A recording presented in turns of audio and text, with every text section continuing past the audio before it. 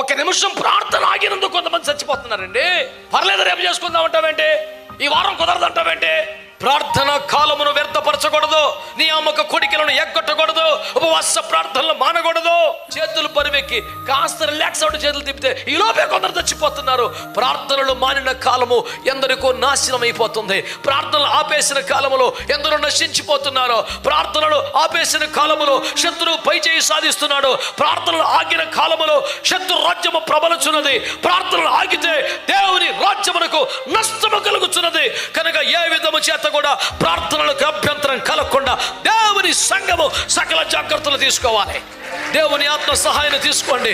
నా ప్రార్థన జీవితం ఆగకూడదు ప్రభువా, నా ప్రార్థన సమయం అభ్యంతరం అవ్వకూడదు ప్రభువా, సంఘ ప్రార్థనలు ఆగకూడదు ప్రభువా, కుటుంబ ప్రార్థనలు ఆగకూడదు ప్రభువా, ఉపవాస ప్రార్థనలు ఆగకూడదు ప్రభువా, నియామక కోడికలు ఆగకూడదు ప్రభువా. ప్రార్థన ఆగితే నష్టం అదే.